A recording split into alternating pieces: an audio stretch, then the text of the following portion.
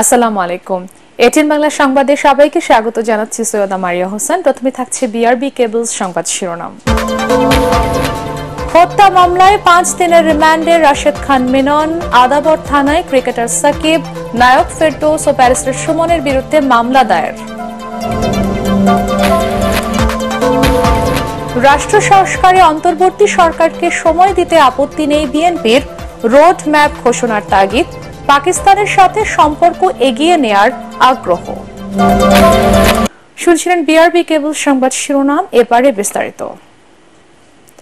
ফেনীর ভয়াবহ দুর্যোগের পর গোমতী ও হালকা বাঁধ ভেঙে তলিয়ে গেছে কুমিল্লা ও চট্টগ্রামের বিস্তীর্ণ এলাকা। দুর্গত 40 উপজেলায় অর্ধ কোটি মানুষ এখনো পানিবন্দী। বিচ্ছিন্ন সব যোগাযোগ, প্রবল স্রোতে ব্যাহত হচ্ছে উদ্ধার কাজ। এর মধ্যেই জীবনের ঝুঁকি নিয়ে হাজারো মানুষ ঘরবাড়ি ছেড়ে ছুটছেন উঁচু স্থানের খোঁজে। ত্রাণ ও খাবারের চেয়ে প্রাণ বাঁচানোই এখন লক্ষ্য তাদের। প্রতিনিধিদের পাঠানো তথ্য ও ছবি নিয়ে আরো জানাচ্ছেন কেরামতুল্লাহ বিপ্লব।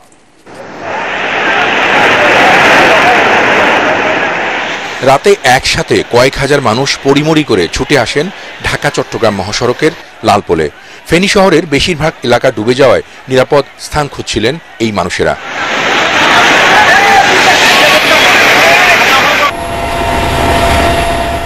ভীতিকর পরিস্থিতি এখনো বিরাজ করছে ফেনীতে। নির্ঘুম রাত কাটিয়েছেন জেলা শহরের বেশিরভাগ বাসিন্দা। পাকা বাড়ির একতলা পর্যন্ত ডুবে গেছে। পরিবার পরিজন নিয়ে অনেকে আশ্রয় নিয়েছেন দোতলা তিনতলার ছাদে। পরশুরাম, ছাগলনাইয়া, ফুলগাজী, সোনাগাজী উপজেলার অন্তত 15 লাখ মানুষ পানিবন্দী অবস্থায় আছেন। ফেনীর দুর্গত এলাকায় বৃহস্পতিবার থেকেই অভিযান চালাচ্ছে সেনা, নৌ ও বিমান বাহিনীর সদস্যরা।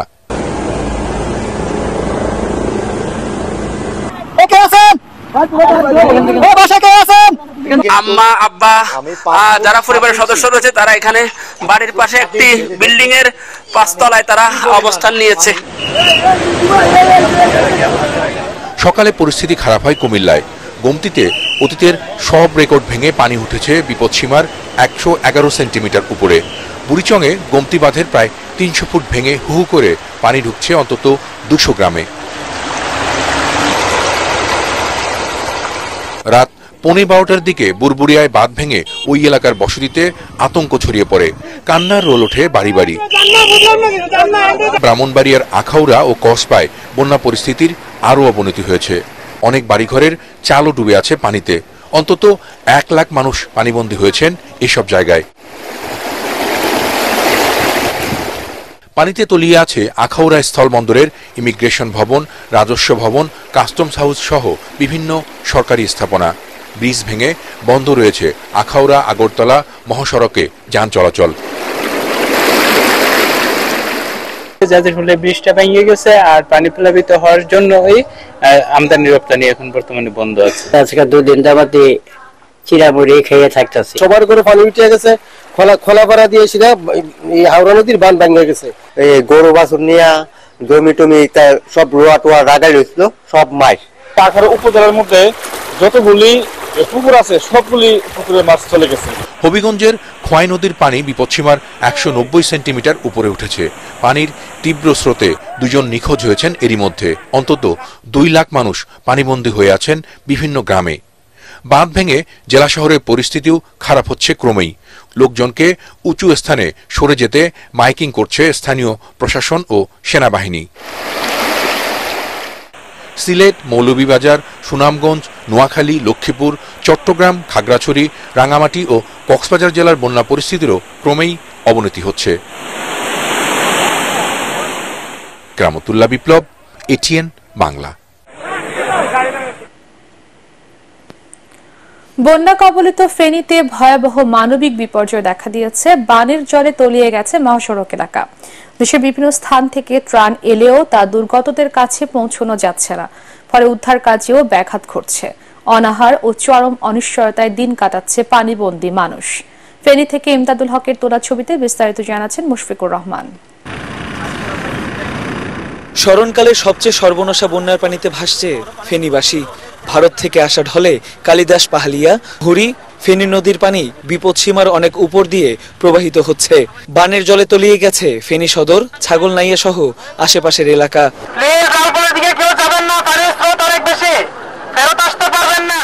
পরিবার নিয়ে মসজিদ, বাড়ির ছাদ কিংবা কলা গাছের ভেলায় ভেসে প্রাণ রক্ষার চেষ্টা করে যাচ্ছে মানুষ। পানির স্রোতে ভাসিয়ে নিয়ে গেছে অনেকের স্বজনকে। দেশের বিভিন্ন জেলা থেকে প্রচুর স্বেচ্ছাসেবক এলেও নৌকার অভাবে ত্রাণ সামগ্রী বিতরণ এবং উদ্ধার কাজ ব্যাহত হচ্ছে। ফলে ক্ষুধা এবং চরম অনিশ্চয়তায় দিন পার করছে ফেনীর মানুষ। ঘর তো ডুবে গেছে, ঘর থেকে আরেক জায়গায় গেছি বাঁচার জন্য, সেখানেও ডুবে গেছে সব। বাসাঘর তোলা না ছিল, কোনো জায়গা পাইতেছি স্থান নাই থাকার মতো। মানে পানি এদিকে বাড়তেছে, অতিরিক্ত বাড়তেছে পানি। ফেনীর হাইওয়ে এলাকায় বুক সমান পানি। মহাসড়কে তীব্র যানজটের কারণে দুর্ভোগ পৌঁছেছে চরমে। প্রবল স্রোতের সাথে যুদ্ধ করে নিরাপদ স্থানে যাওয়ার প্রাণপণ চেষ্টা করে যাচ্ছে বানভাসী মানুষ। তিল ধারণের ঠাঁই নেই আশ্রয় কেন্দ্রগুলোতে। এই মুহূর্তে হচ্ছে বৃষ্টি নেই, আবহাওয়া মোটামুটি স্বাভাবিক। আপনারা দেখতেছেন যে রোদ উঠতেছে, কিন্তু পানি বাড়তেছে। আমার এই পাশের ভাতিজা শিমুলের বিল্ডিং এ উঠেছি প্রায় 500 লোক। ওই পাশে একটা মাদ্রাসা আছে, ওইখানে 200-300 লোক আছে। পাশে আছে একটা ট্রেনিং সেন্টার, আপনারা জানেন সরকারি। ওখানে অনুরোধ করে আজকে ট্রেনিং সেন্টার পরিচালককে অনুরোধ করার পরে সেখানে কিছু মহিলা উঠেছি। 11টার সময় ঢুকছে, আগে ঢুকে না, আগে বাইরে ভিতর ছিল ঘরে ঢুকে না। ওই এরা 11টার দিকে হুড়া ঘর বেয়ে গেছে। নিরাপদ পানি ও খাদ্য সংকটের পাশাপাশি শিশু, বয়োবৃদ্ধ এবং গর্ভবতী মহিলাদের নিয়ে সীমাহীন দুর্ভোগে পড়েছে দুর্গত পরিবারের সদস্যরা। ক্রমেই বন্যা পরিস্থিতির অবনতি হচ্ছে ফেনীতে। পরিস্থিতি এতটাই নাজুক যে এখনো পর্যন্ত অনেক এলাকায় উদ্ধারকারী দল পৌঁছাতেই পারেনি। এখন সবচাইতে বেশি প্রয়োজন উদ্ধারকারী বোট, খাবার এবং নিরাপদ আশ্রয়।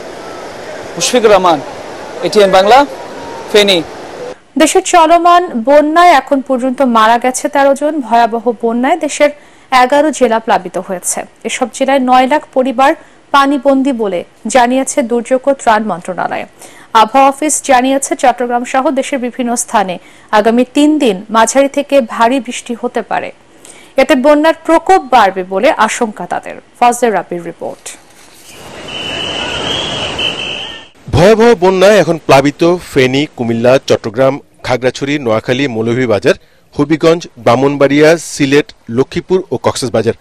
এই 11টি জেলায় প্রায় 45 লাখ মানুষ পানিবন্দী হয়ে মানবেতর জীবনযাপন করছে। দুর্যোগ ও ত্রাণ মন্ত্রণালয়ের হিসেবে এখন পর্যন্ত মারা গেছেন 13 জন। 2 জন মহিলা সহ মোট 13 জন। কুমিল্লায় 4 জন, ফেনীতে 1 জন, চট্টগ্রামে 2 জন, নোয়াখালী 1 জন, ব্রাহ্মণবাড়িয়া 1 জন, লক্ষ্মীপুরে 1 জন এবং কক্সবাজারে 3 জন। বন্যার্তদের সহায়তায় জেলা প্রশাসনের সাথে সমন্বয় করে কাজ করছে সেনা, নৌ, বিজিবি ও কোস্টগার্ড। খোলা হয়েছে কন্ট্রোল রুম। এখন পর্যন্ত 19 লাখ মানুষ ও 18,000 গবাদি পশু আশ্রয় কেন্দ্রে আনা হয়েছে। বন্যা দুর্গতদের সেবায় কাজ করছে 637টি মেডিকেল টিম। মোট আমরা দিয়েছি 3,52,00,000 টাকা। আর চাল দেওয়া হয়েছে 20,150 মেট্রিক টন এবং শুকনা খাবারের প্যাকেট দেওয়া হয়েছে 15,000 প্যাকেট এই দেওয়া হয়েছে। আর বন্যা আক্রান্ত জেলাগুলোতে এই মুহূর্তে উদ্ধার কাজে নিয়োজিত রয়েছে স্থানীয় প্রশাসনের সাথে সেনাবাহিনী, নৌবাহিনী, বিমান বাহিনীও হেলিকপ্টার নিয়ে তারা কাজ করছে। এছাড়া কোস্টগার্ড রয়েছে, বিজিবি রয়েছে, পুলিশ রয়েছে, স্থানীয় স্কাউটস রয়েছে। তাছাড়া এখানে আপনারা জানেন যে বৈষম্য বিরোধী ছাত্র আন্দোলনে যারা ছিলেন লোকালি, তারাও এখানে সাহায্য করছেন। সবাইকে নিয়ে এই বন্যা মোকাবেলা করার চেষ্টা করা হচ্ছে। ধীরে ধীরে বন্যা পরিস্থিতি উন্নতি হচ্ছে বলেও জানিয়েছে দুর্যোগ মন্ত্রণালয়। তবে আবহাওয়া অধিদপ্তর জানিয়েছে আগামী 3 দিন দেশের অনেক এলাকায় ভারী বৃষ্টিপাতের সম্ভাবনা রয়েছে। সারা দেশেই আমাদের যে পূর্বাভাস রয়েছে, অধিকাংশ জায়গায় ভারী থেকে অতি ভারী বৃষ্টিপাত হওয়ার সম্ভাবনা রয়েছে। দক্ষিণ পূর্বাঞ্চলীয় যে জেলাগুলোতে বন্যা পরিস্থিতি রয়েছে সেই সকল জায়গাগুলোতেও কিন্তু ভারী থেকে অতি ভারী বৃষ্টিপাত আগামী 72 ঘন্টা পর্যন্ত অব্যাহত থাকবে। তবে বিচ্ছিন্নভাবে কোথাও কোথাও হয়তোবা আজকে কিছুটা কম হতে পারে, তবে তার এই অর্থই নয় যে বৃষ্টিপাত কম হবে। বিশেষ করে আপনার ওই সকল জায়গায় হয়তো কোনো জেলায় একটু বৃষ্টিপাত বেশি হবে, কোনো জায়গায় একটু কম হবে। ফজলে রাব্বি, এটিএন বাংলা, ঢাকা। বন্যা দুর্গত মানুষের জন্য প্রতিবেলার খাবার নিশ্চিত করার উদ্যোগ নিয়েছে বৈষম্য বিরোধী ছাত্র আন্দোলন। এতে সাড়াও মিলেছে ভালো। ঢাকা বিশ্ববিদ্যালয়ের টিএসসিতে গণত্রাণ কার্যক্রমের বিষয়ে সংবাদ সম্মেলনে প্রবাসীদেরও স্বতঃস্ফূর্তভাবে এগিয়ে আসার আহ্বান জানান তারা। বিস্তারিত আদ্দিন সজীবের রিপোর্টে। বন্যার এই মহাদুর্যোগে যখন পানির নিচে দেশ, চারিদিকে হাহাকার, জীবন বাঁচানোর আকুতি, তখন সারা দেশের মানুষও বসে নেই। এই কঠিন সময়ে যার যতটুকু সাধ্য আছে তা নিয়ে এগিয়ে আসছেন, ছুটে যাচ্ছেন বন্যা কবলিত এলাকায়। দেশের বিভিন্ন জেলার মানুষকে সহযোগিতার জন্য বৈষম্য বিরোধী ছাত্র আন্দোলনের গণত্রাণ কর্মসূচি চলছে ঢাকা বিশ্ববিদ্যালয়ে। নগরীর নানা প্রান্ত থেকে শুকনো খাবার, লাইফ জ্যাকেট, ওষুধ, স্যালাইন সহ নগদ টাকা নিয়ে আসছেন হাজারো মানুষ। কেউ বা দিচ্ছেন ব্যাংকে। এটা আমরা 88 সময় দেখেছি, আমরা 98 দেখেছি।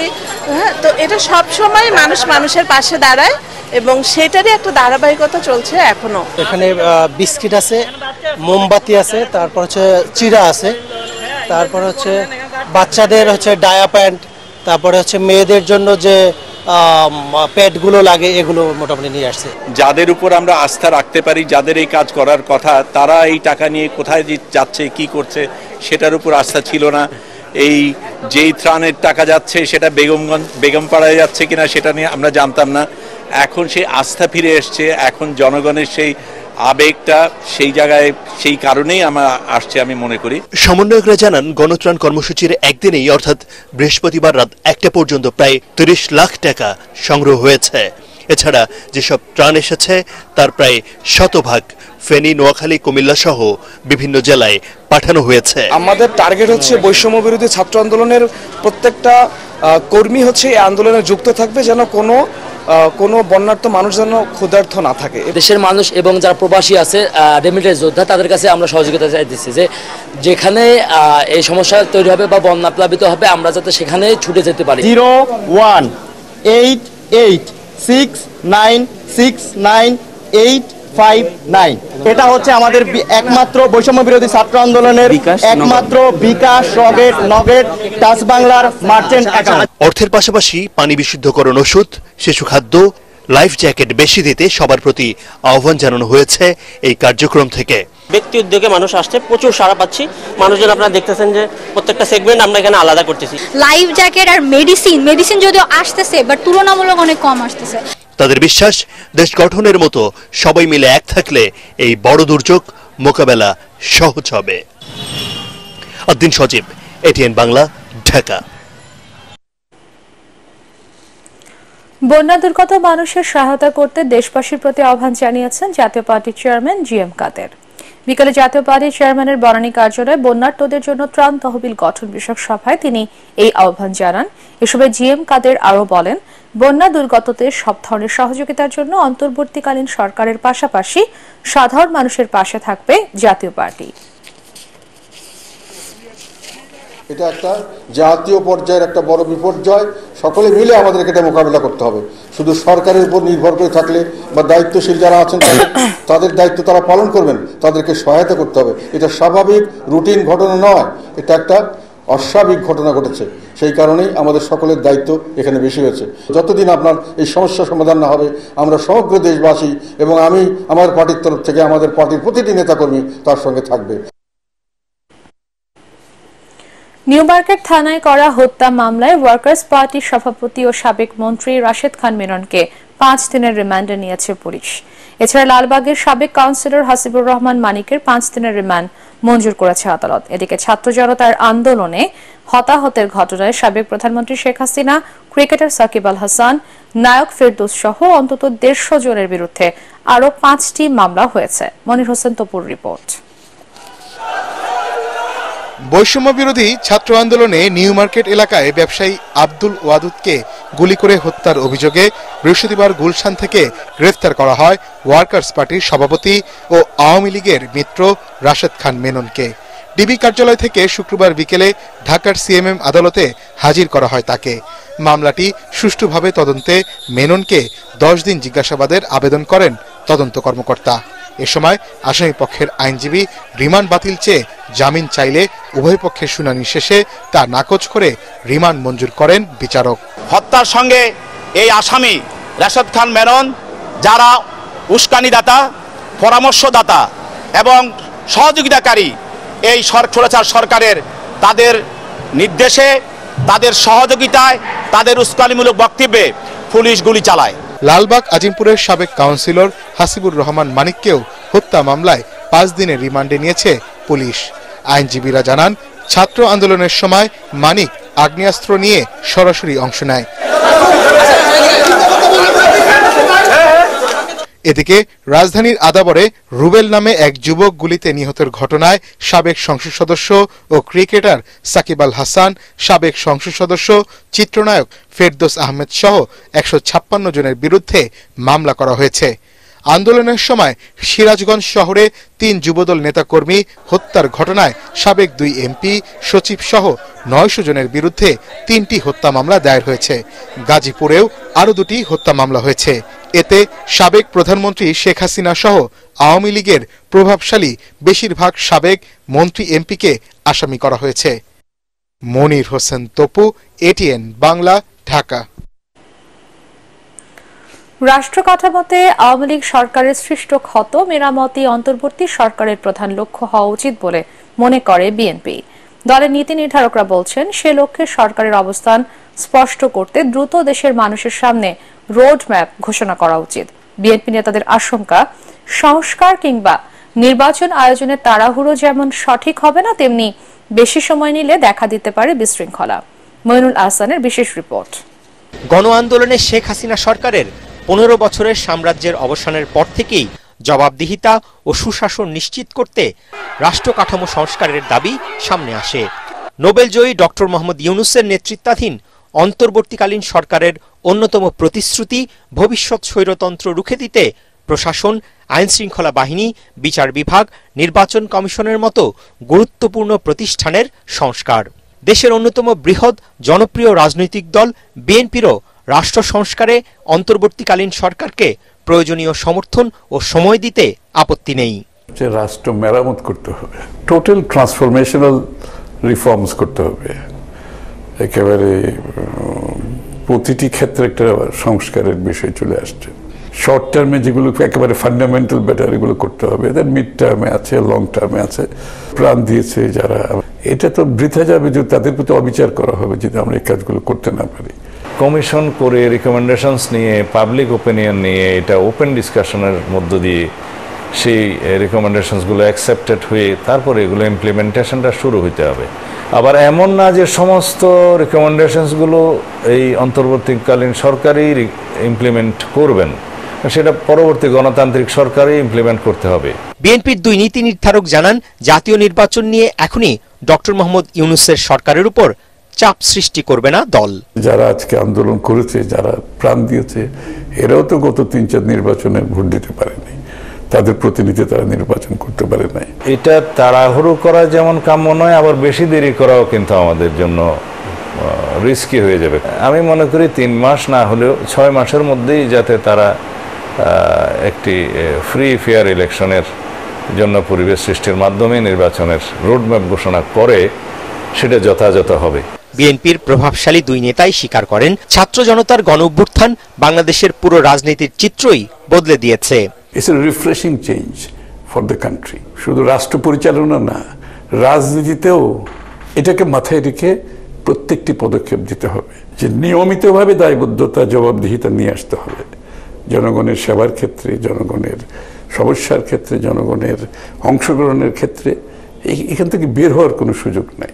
তারা এও জানান, দখলদারিত্ব, চাঁদাবাজি, শৃঙ্খলা বিরোধী কর্মকাণ্ডের বিরুদ্ধে বিএনপির কঠোর অবস্থান দলটির ভবিষ্যৎ রাজনীতির গুণগত পরিবর্তনেরই বার্তা। Moinul Ahsan, ATN Bangla, Dhaka. Level playing field তৈরি করে পাকিস্তানের সাথে দ্বিপাক্ষিক ও আঞ্চলিক সহযোগিতা বাড়াতে বিএনপি আগ্রহী বলে জানিয়েছেন দলের স্থায়ী কমিটির সদস্য আমির খসরু মাহমুদ চৌধুরী। দেশের পরিবর্তিত প্রেক্ষাপটে কাউকে বিশেষ সুবিধা না দিয়ে জনগণের স্বার্থে ব্যবসা বাণিজ্য, অর্থনৈতিক বিনিয়োগ সহযোগিতা নিয়ে আলোচনা হয়েছে বলে জানান তিনি। দলীয় চেয়ারপারসনের গুলশান কার্যালয়ে পাকিস্তানের রাষ্ট্রদূত সৈয়দ আহমদ মারুফের সঙ্গে বৈঠক শেষে তিনি এসব কথা বলেন। বৈঠকে বিএনপি মহাসচিব মির্জা ফখরুল ইসলাম আলমগীর, স্থায়ী কমিটির সদস্য আমির খসরু মাহমুদ চৌধুরী, আন্তর্জাতিক বিষয়ক কমিটির সদস্য শামা ওবায়েদ অংশ নেন। সকলের সাথে যে সুসম্পর্কের মাধ্যমে আমরা আমাদের পররাষ্ট্রনীতিকে এগিয়ে নিয়ে যেতে চাই। আমরা মনে করি এটা লেভেল প্লেইং ফিল্ডের মাধ্যমে বাংলাদেশের জনসাধারণ যেখানে উপকৃত হবে, বাংলাদেশ যেখানে উপকৃত হবে, সেই ধরনের একটি অর্থনৈতিক প্রক্রিয়া যেটা বিগত দিনে অনুপস্থিত ছিল, আমরা মনে করি সেটা আমরা সবার জন্য সমান অধিকার রেখে, লেভেল প্লেইং ফিল্ড রেখে এই বাইল্যাটারালি দ্বিপাক্ষিক এবং আঞ্চলিক সহযোগিতা আমরা সামনের দিকে এগিয়ে নিয়ে যাব। প্রয়াত রাষ্ট্রদূত সিরাজুল ইসলাম সবুজ জীবন বাজি রেখে দেশের স্বার্থে কাজ করেছেন। ফ্যাসিস্ট সরকারের পতনের আন্দোলন সফলে তার ভূমিকা অবিস্মরণীয় বলে মন্তব্য করেছেন বিএনপি মহাসচিব মির্জা ফখরুল ইসলাম আলমগীর। সিরাজুল ইসলামের জীবন ও কর্ম নিয়ে আয়োজিত স্মরণ সভায় বক্তারা বলেন, দেশপ্রেমিক কূটনীতিককে হারিয়েছে দেশ। অর্থ উপদেষ্টা সালেউদ্দিন আহমেদ বলেন, ইতিবাচক স্পষ্টবাদী ব্যক্তিত্ব সিরাজুল ইসলাম দেশ ও জনগণের স্বার্থে জীবন উৎসর্গ করেছেন। তারা বলেন, সিরাজুল ইসলাম রাজনীতিকে বস্তুনিষ্ঠ অবস্থানে নিয়ে গেছেন। তিনি ছিলেন দেশের স্বার্থ রক্ষায় নির্ভীক, অবিচল। আল আরাফা ইসলামী ব্যাংক অর্থ সংবাদ।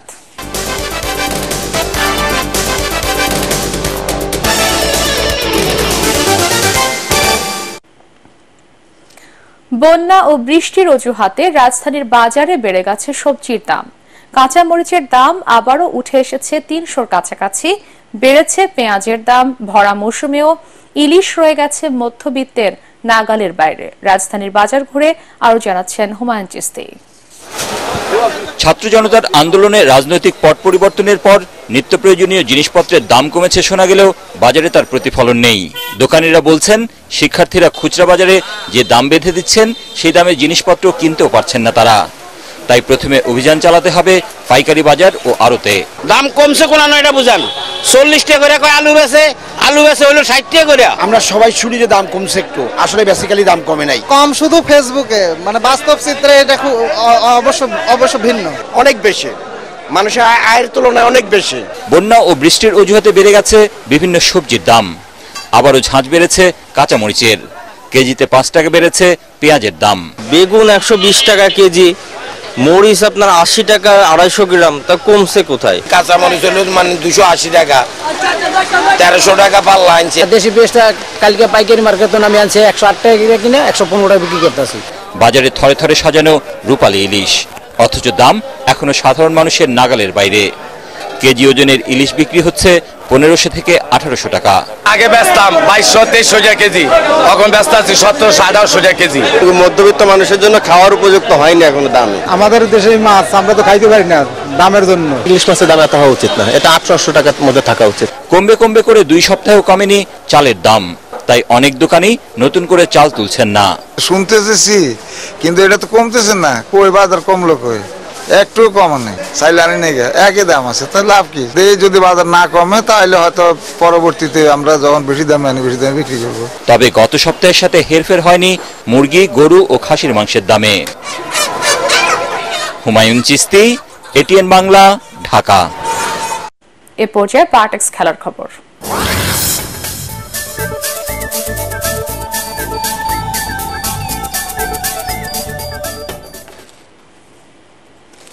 রাওয়ালপিন্ডি টেস্টে তৃতীয় দিনে পাকিস্তানের বিপক্ষে পাল্টা প্রতিরোধ গড়েছে বাংলাদেশ। বিনা উইকেটে 27 রান নিয়ে সকালে খেলা শুরু করেন সাদমান ইসলাম এবং জাকির হাসান। দলের 53 রানের মধ্যে বিদায় নেন জাকির এবং শান্ত। এরপর তৃতীয় উইকেটে 94 রানের জুটি গড়েন সাদমান এবং মমিনুল। অর্ধশতক হাঁকিয়ে দলের 147-এ বিদায় নেন মমিনুল। অন্যদিকে সেঞ্চুরির আশা জাগানো সাদমান ফেরেন নিজের 93 আর দলের 199 রানে। এরপর মুশফিকুর রহিম আর লিটন দাসের 50-তে 300 রানের গন্ডি পার হয় টাইগাররা। 5 উইকেটে 316 রান নিয়ে খেলা শেষ করে অতিথিরা। 55 রানে মুশফিক আর 52 রানে অপরাজিত ছিলেন লিটন। এর আগে প্রথম ইনিংসে 6 উইকেটে 448 রান তোলে পাকিস্তান।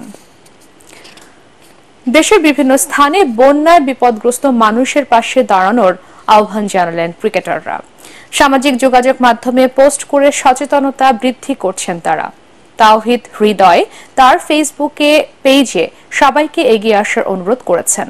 পানি নেমে যাওয়ার পরও বন্যার্তদের পাশে থাকার কথা বলেন তিনি।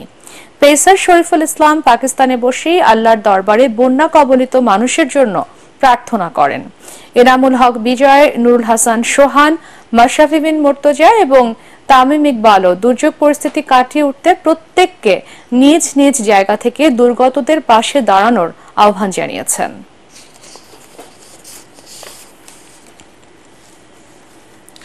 শেষ করার আগে বিআরবি কেবল সংবাদ শিরোনাম আরো একবার।